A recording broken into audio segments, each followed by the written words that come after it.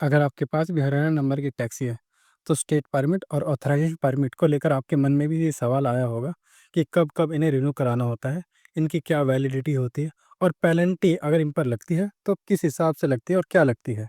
इस वीडियो में मैं सब कुछ क्लियर करूँगा, बिना किसी कन्फ्यूज़न के। मेरा नाम है यूसुफ खान और आप देख रहे हैं डिजिटल डॉक्यूमेंट्स। तो चलिए वीडियो शुरू करते हैं। सबसे पहले हम बात करें हरियाणा स्टेट परमिट की। जब आप अपनी नई गाड़ी आरटीओ में रजिस्टर कराते हैं और जो आपको 5 साल के लिए परमिट मिलते हैं, अब आपको इस दौरान जो भी आपको 5 साल परमिट मिलते हैं फर्स्ट टाइम, अब इस दौरान आप 5 साल तक अपनी गाड़ी को हरियाणा यानी पूरे हरियाणा में किसी भी डिस्ट्रिक्ट में ऑल ओवर हरियाणा के अंदर आप कहीं भी चला सकते हैं बिना किसी रोक-टोक के या बिना किसी दिक्कत के। 5 साल तक आपको परमिट रिन्यू कराने की या कोई भी ज़रूरत नहीं है। आप एक बार परमिट बनवाइए नई गाड़ी पर, 5 साल तक आप अपनी गाड़ी को बिना किसी रिन्यूअल के आप चलाइए, कोई दिक्कत नहीं है। जैसे मान लीजिए एग्ज़ाम्पल मैं दे देता हूँ, जैसे कि अगर आपने 1 फरवरी 2025 को अपनी गाड़ी रजिस्टर कराई टैक्सी में, जो उसको आपको 5 साल के जो परमिट मिलेंगे उनकी वैलिडिटी इस तरह आप कैलकुलेट कर लीजिए, जैसे कि 1 फरवरी 2025 को आपने गाड़ी गाड़ी रजिस्टर कराई, आपको परमिट मिले। अब आपको 31 जनवरी 2030 तक अपने परमिट को रिन्यू कराने की कोई ज़रूरत नहीं है। आप इन्हीं परमिट से 5 साल तक अपनी गाड़ी को पूरे हरियाणा में कहीं भी आप चला सकते हैं एज़ ए कमर्शियल और टैक्सी वगैरह में, जहाँ पर भी आप इसे चलाना चाहते हैं। अब बात करते हैं कि 5 साल के बाद क्या होगा। मान लेते हैं अगर आपके जो परमिट हैं वो 5 साल होने वाले हैं या ख़त्म होने वाले हैं या फिर हो गए, तब इस केस में अब आपको 5 साल के बाद या फिर 5 साल के पूरे होने से पहले अब आपको उन्हें अब हर साल आपको अपने जो परमिट हैं आपके स्टेट परमिट, अब आपको उन्हें हर साल रिन्यू कराना होगा, हर 1 साल के लिए। जो हरियाणा में टोटल वैलिडिटी होती है स्टेट परमिट की, आपके टैक्सी के लिए वो टोटल 9 साल की होती है। फर्स्ट टाइम आपको 5 साल मिलेंगे, उसके बाद जो भी 4 साल मिलते हैं, अब आपको हर साल 1-1 साल आपको परमिट को रिन्यू कराना होता है। ध्यान रखिए, परमिट एक्सपायर होने से पहले कम से कम 15 से 20 दिन पहले ही आपको जो परमिट है वो अपने अथॉरिटी में जाके रिन्यू करा लेनी चाहिए।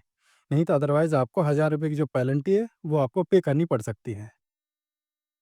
अब वैलिडिटी की बात करें, जो आपकी जो स्टेट परमिट की जो भी वैलिडिटी होती है, ये टोटल 9 साल की होती है। पहले फर्स्ट टाइम तो आपको 5 साल मिलेंगे, जिसके दौरान आपको 5 साल आपको परमिट रिन्यू कराने की ज़रूरत नहीं है। बाकी जो 4 साल होते हैं, अब आपको हर साल 1-1 साल के लिए परमिट रिन्यू करा लीजिए, जिसकी जो फ़ीस होती है ₹1400 पर ईयर आती है, अगर 5 साल बाद आप कराते हैं तो।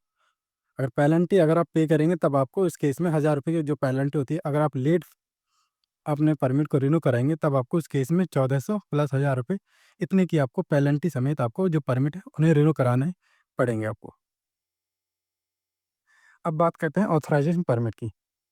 ऑथराइज़ेशन परमिट आपको स्टेट परमिट के बाद आपकी गाड़ी पर एक परमिट इश्यू किया जाता है, जिससे कि आप अपने गाड़ी को अपने स्टेट के अलावा, जैसे हरियाणा स्टेट है आपका, अपने स्टेट के अलावा आप दूसरे स्टेट में भी जाकर अपनी गाड़ी को एज़ ए टेम्परेरी आप चला सकते हैं। इसकी वैलिडिटी 1 साल होती है।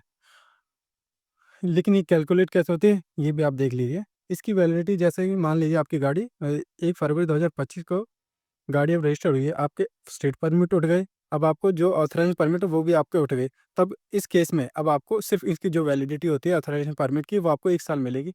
यानी अब आपको अगले साल 1 1 फरवरी या फिर उससे पहले आपको, या फिर 1 फरवरी के बाद आपको, जब भी आप स्टेट परमिट करा लेंगे, उसके बाद आपको फिर से स्टेट पर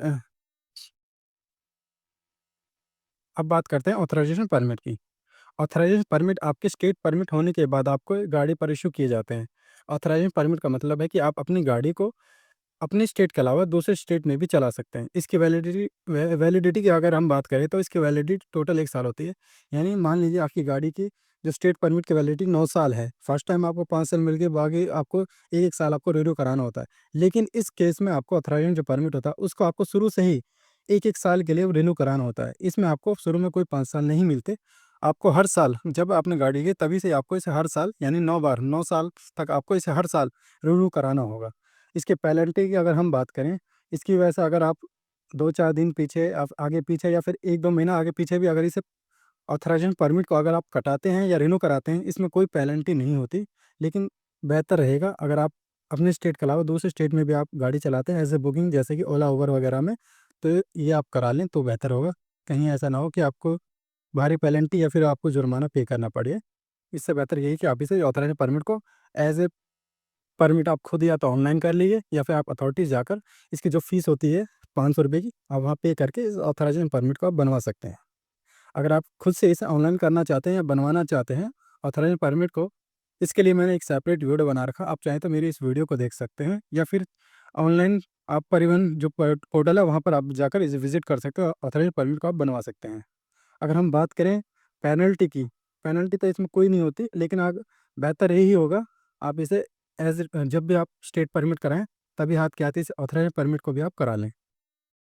तो दोस्तों, अगर आपको अभी भी कोई कन्फ्यूज़न है स्टेट परमिट और ऑथराइज़ेशन परमिट की वैलिडिटी को लेकर, तो आप हमारे इस वीडियो के कमेंट बॉक्स में वो कन्फ्यूज़न लिख सकते हैं, या फिर आपको कोई ऐसा सवाल है या फिर कोई डाउट है जो आपको यहाँ पर कोई समझ नहीं आ रहा है कोई बात, तब वो भी आप हमारी वीडियो की इस कमेंट बॉक्स में आप लिख सकते हैं, हम उसका जवाब ज़रूर देंगे। फिलहाल मिलते हैं हम अपनी नेक्स्ट वीडियो में। जय हिंद। धन्यवाद।